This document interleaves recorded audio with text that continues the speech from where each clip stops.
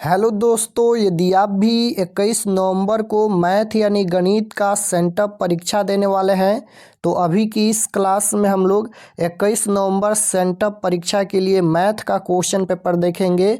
तो आप लोग इस क्लास में अंत तक बने रहिएगा। यहाँ पर देख सकते हो सेकेंडरी सेंटअप एग्जामिनेशन 2025 ये 21 नवंबर सेंटअप परीक्षा के लिए मैथ यानी गणित का क्वेश्चन पेपर है। मैथ का विषय कोड 110 रहेगा और सभी का सेट कोड ए रहेगा। समय 3 घंटा 15 मिनट का मिलेगा और पूर्णांक 100 रहेगा, यानी 100 नंबर का एग्जाम होगा। सबसे पहले पेपर में खंड अ मिलेगा, सेक्शन ए, जिसमें आपसे ऑब्जेक्टिव टाइप क्वेश्चन पूछा जाएगा। 1 से लेकर 100 तक ऑब्जेक्टिव क्वेश्चन पूछा जाएगा। इनमें से किन्हीं 50 प्रश्नों के उत्तर देना है परीक्षा में। तो आइए पहला नंबर क्वेश्चन देखते हैं। फर्स्ट क्वेश्चन यहाँ पर पूछा गया है 1/√2 है। एक बताना है कि 1/√2 कौन सी संख्या है। तो 1/√2 एक अपरिमेय संख्या है। Right answer option number C हो जाएगा, क्योंकि √2 का वर्गमूल पूर्ण रूप से नहीं निकलेगा, तो यह एक अपरिमेय संख्या है। Right answer C. Question number 2 पूछा गया है यदि अल्फा तथा बीटा द्विघात बहुपद px बराबर x² + 2x + 3 के शून्यक हैं तो अल्फा इंटू बीटा का मान क्या होगा। अल्फा इंटू बीटा का वैल्यू पूछा गया है, तो इसका फार्मूला होता है c/a। c/a होता है, तो c के जगह पर यहाँ पर प्लस का 3 दिया गया है तो 3 हो जाएगा। a के जगह पर x² के गुणांक में कुछ भी नहीं है तो 1 लिखेंगे, यानी 3/1 का मतलब 3 होता है। Right answer option number A में दिया गया है। Option number A right answer. Question number 3 पूछा गया है यहाँ पर ये बहुपद दिया गया है, इसका शून्यक कौन से है, शून्यक बताना है। तो इसका शून्यक निकालेंगे तो राइट आंसर हो जाएगा -3√2/2, √2/4। Right answer option number C होगा। क्वेश्चन नंबर 4 यहाँ पर पूछा गया है कि यदि दो संख्याओं का गुणनफल दिया गया है तो उनका मौसा 23 है, तो उनका लौसा क्या होगा। लौसा पूछा गया है, तो इसका राइट आंसर 4 नंबर का हो जाएगा 690। Option number A right answer होगा।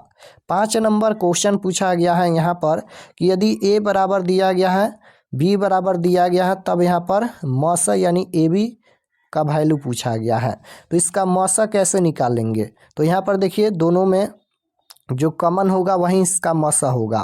तो दोनों में कॉमन क्या है, ए और बी का यहाँ पर ये फैक्टर दिया गया है। दोनों में कॉमन क्या है, तो यहाँ पर 2 के पावर 2 है और यहाँ पर 2 के पावर 3 है। तो कॉमन क्या होगा, तो 2 के पावर 2 कॉमन होगा, गुना यहाँ पर 3 के पावर 3 है और यहाँ पर 3 के पावर 2 है। तो कॉमन क्या होगा, 3 के पावर 2 कॉमन होगा, गुना यहाँ पर 5 के पावर 4 है और यहाँ पर 5 के पावर 1 है। तो कॉमन क्या होगा, 5 कॉमन होगा। तो यहाँ पर 2 दूना 4 हो जाएगा, गुना 3 तिहाई 9, गुना 5 गुना करेंगे तो यहाँ पर 180 इसका राइट आंसर हो जाएगा, यानी इसका मौसा 180 होगा। ऑप्शन नंबर बी में दिया गया है। Right answer option number B होगा। क्वेश्चन नंबर 6 नंबर क्वेश्चन पूछा गया है कि निम्नलिखित में कौन बहुपद नहीं है। यहाँ पर बहुपद नहीं पूछा गया है, तो 1/x-1 ये बहुपद नहीं है। Right answer option number C होगा। 7 नंबर क्वेश्चन है कि समीकरण निकाय का कितना हल है। हल पूछा गया है, तो a1/a2 बराबर b1/b2 बराबर c1/c2 के फार्मूला से चेक करेंगे तो इसका आंसर क्या आएगा, चेक कर लेते हैं। a1 के जगह पर 1, a2 के जगह पर 2 दिया गया है, b1 के जगह पर 2 है, प्लस का 2 है, b2 के जगह पर 4 है, c1 के जगह पर -8 है, c2 के जगह पर 16 है। तो 1/2 बराबर ये 2 दूना 4, 1/2 और बराबर में 8 दूना 16, ये माइनस का 1/2 होगा। तो a1/a2 बराबर है b1/b2, लेकिन बराबर नहीं है c1/c2 के, तो इसका कोई हल नहीं होगा। Right answer option number C होगा। क्वेश्चन नंबर 8 पूछा गया है यदि किसी द्विघात बहुपद के शून्यकों का योगफल 4 और गुणनफल 1 है तो द्विघात बहुपद क्या होगा। द्विघात बहुपद का फार्मूला होता है x² - अल्फा + बीटा इंटू में एक्स होता है और प्लस में यहाँ पर अल्फ़ा इंटू बीटा होता है। ये द्विघात बहुपद का फार्मूला होता है।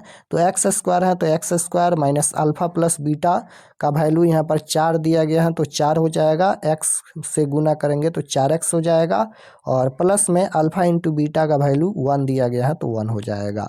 यही द्विघात बहुपद होगा X square minus 4x plus 1।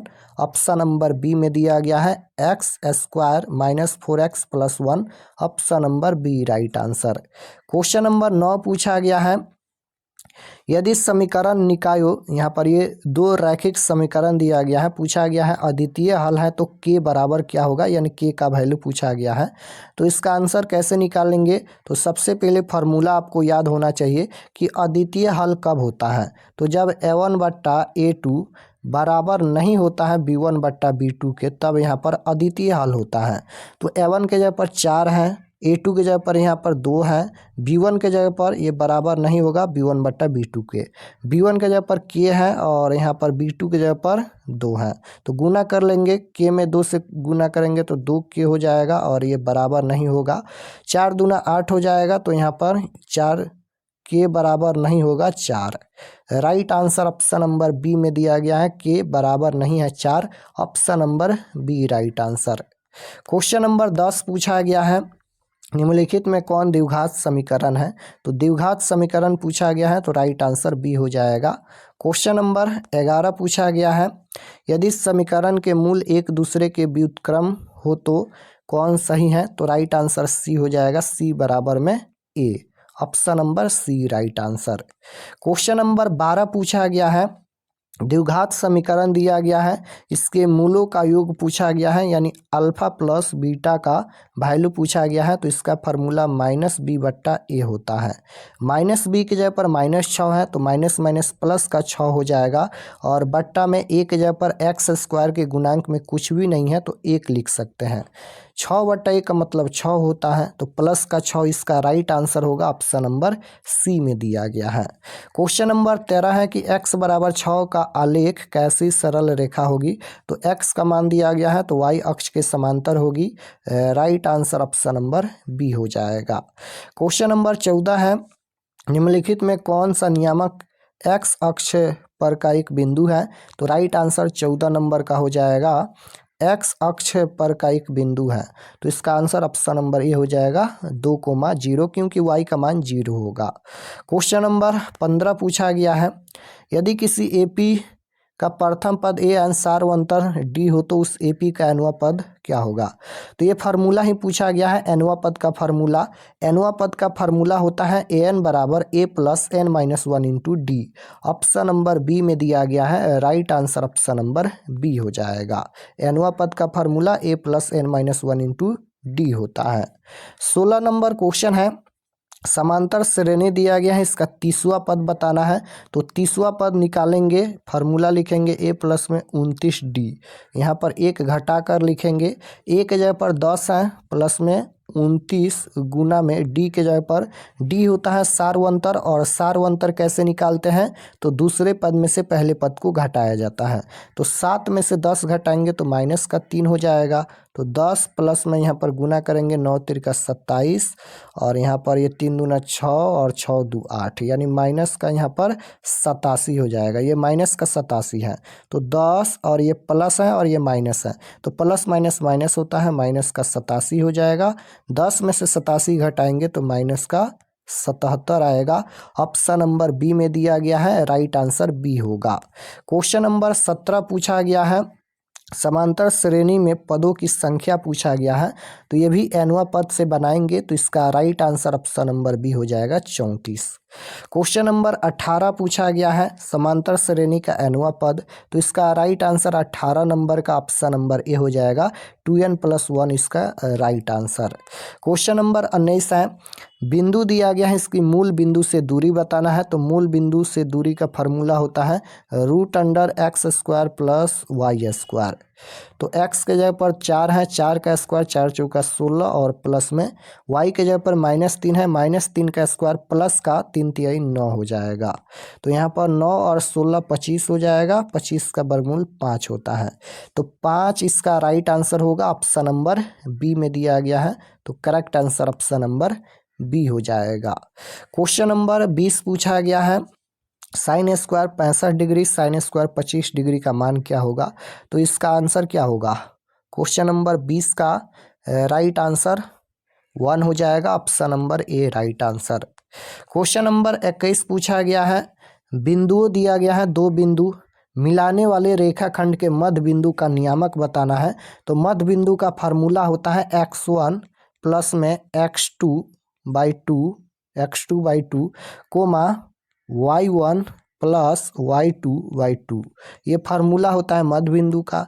x1 के जगह पर 3 है तो 3 प्लस x2 के जगह पर -5 है तो प्लस माइनस माइनस होता है, तो माइनस का 5/2। y1 के जगह पर 0 है प्लस y2 के जगह पर 4 है /2। 3 में से 5 घटाएंगे, 3 में से 5 घटाएंगे माइनस का 2/2, तो ये हो जाएगा माइनस का 1 हो जाएगा कोमा 4 और 0 4 हो जाएगा, यानी यहाँ पर 4/2 यानी 2। तो -1,2 इसका राइट आंसर होगा, -1,2 ऑप्शन नंबर बी में दिया गया है, राइट आंसर बी हो जाएगा। 22 नंबर क्वेश्चन है, बिंदु दिया गया है, इसका भुज पूछा गया है। तो पहला भुज होता है और दूसरा कोटि होता है, पहला भुज दूसरा कोटि। तो भुज का वैल्यू पूछा गया है, तो -3 होगा, ऑप्शन नंबर बी में दिया गया है, right answer option number B होगा। पहला ये भुज होता है और ये कोटि होता है। 23 नंबर क्वेश्चन है कि द्वितीय चतुर्थांश में बिंदु के नियामक होंगे।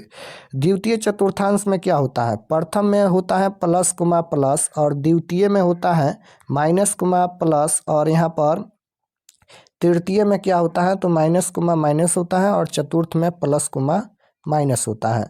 तो पूछा गया है कि द्वितीय चतुर्थांश में बिंदु के नियामक, द्वितीय में पूछा गया है, तो द्वितीय में क्या होता है माइनस प्लस होता है।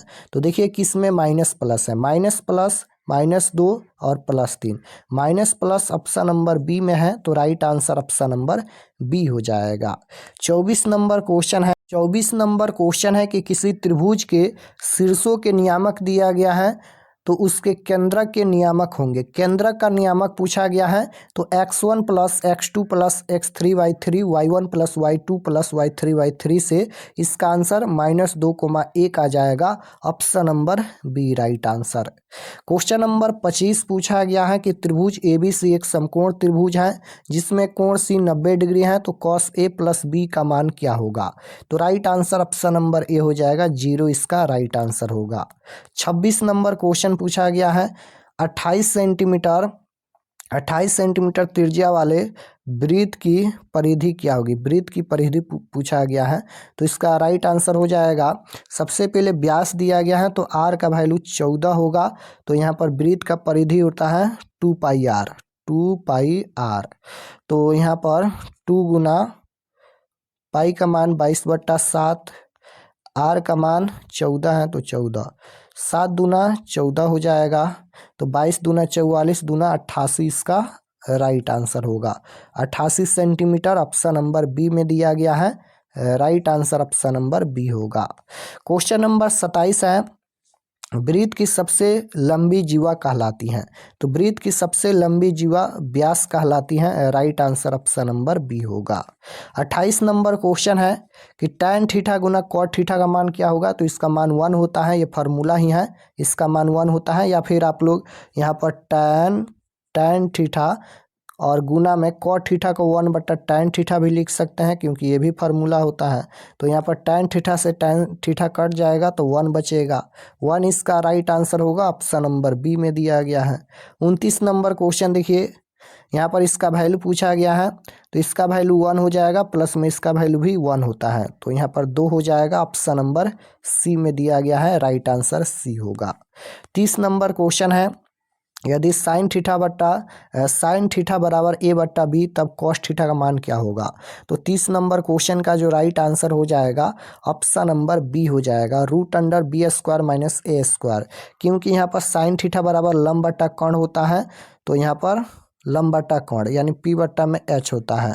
P का मान ऊपर में A दिया गया है और H का वैल्यू B दिया गया है। तो cos थीटा बराबर आधार बटा कोण होता है, यानी यहाँ पर B बट्टा में H होता है। तो B का वैल्यू निकालेंगे तो रूट अंडर फार्मूला होता है B यानी आधार का फार्मूला होता है कोण स्क्वायर माइनस लम स्क्वायर। कोण के जगह पर B है तो B का स्क्वायर और माइनस का यहाँ पर A का स्क्वायर करेंगे यानी लम का स्क्वायर।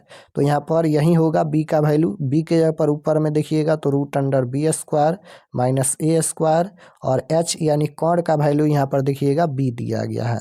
तो यही ना इसका आंसर होगा, ऑप्शन नंबर B में दिया गया है root under B square minus A square बट्टा B। क्वेश्चन नंबर 31 पूछा गया है साइन थीटा बराबर 1/2 है तो कॉट थीटा का मान पूछा गया है। तो इसका आंसर क्या होगा, साइन थीटा बराबर में 1/2 दिया गया है तो कितना डिग्री का मान होता है, 30 डिग्री का मान होता है। साइन 30 डिग्री का मान होता है 1/2। तो कॉट 30 डिग्री का मान क्या होगा, यहाँ पर थीटा के जगह पर 30 डिग्री रखेंगे तो कॉट 30 डिग्री का मान होता है √3। Right answer option number B हो जाएगा। 32 नंबर क्वेश्चन है कि यदि √3 tan 2 थीटा बराबर 3 तब थीटा का मान क्या होगा। थीटा का वैल्यू पूछा गया है यहाँ पर, तो इसका आंसर 30 डिग्री हो जाएगा। थीटा का value option number B right answer.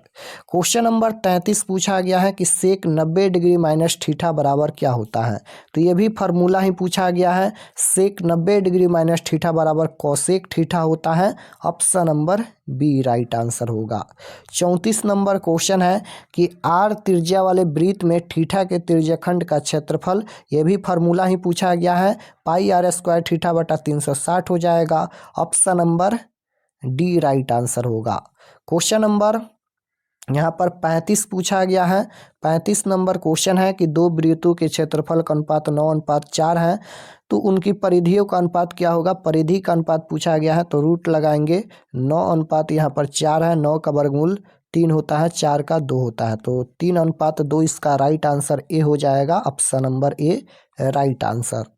Question number 36 है कि R त्रिज्या वाले अर्धगोले का संपूर्ण पृष्ठ क्षेत्रफल होगा। ये भी फार्मूला ही पूछा गया है, 2πr² होता है। Option number C right answer हो जाएगा। 37 नंबर क्वेश्चन है किसी बेलन के आधार की त्रिज्या 2 सेंटीमीटर, ऊंचाई 14 सेंटीमीटर, तो उस बेलन का आयतन क्या होगा। तो इसका right answer option number A हो जाएगा, 176 सेंटीमीटर क्यों। Option number A right answer होगा।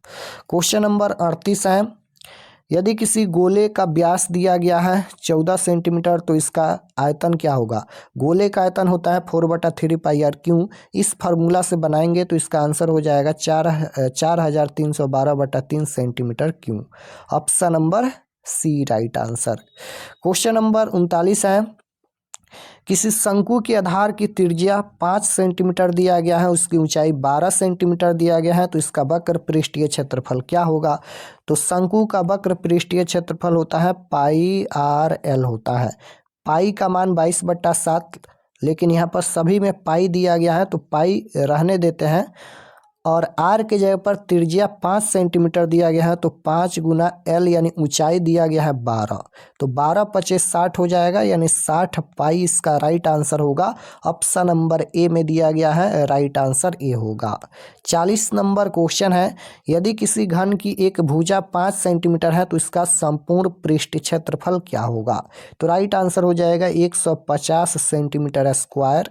क्वेश्चन नंबर 41 है कि प्रथम 20 विषम प्राकृत संख्याओं का योग पूछा गया है, तो इसका right answer option number C हो जाएगा 400।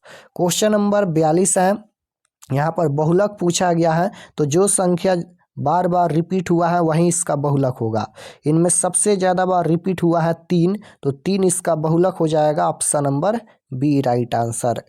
43 नंबर क्वेश्चन है कि A और B का समांतर माध्य क्या होगा। तो A और B का समांतर माध्य का ही फार्मूला होता है A+B/2। Option number B right answer होगा। क्वेश्चन नंबर 44 है किसी ब्रह्मावर्त सारणी का माध्य और बहुलक दिया गया है तो माध्यिका क्या होगी? तो राइट आंसर क्वेश्चन नंबर 44 का ऑप्शन नंबर सी हो जाएगा 24। क्वेश्चन नंबर 45 देखिए, माध्यिका पूछा गया है तो माध्यिका कैसे निकालेंगे? सबसे पहले छोटी संख्या से सजाएंगे। तो यहाँ पर सबसे छोटी संख्या 1 है, 1 कोमा उसके बाद यहाँ पर 1 के बाद 2 है, 2 के बाद 4 है, 5 है, 6 है, 7 है, 9 है। इतना ही संख्या है तो 3 संख्या इधर से 3 संख्या इधर से, बीच में 5 बचा तो 5 इसका माध्यिका हो जाएगा। Option number B right answer.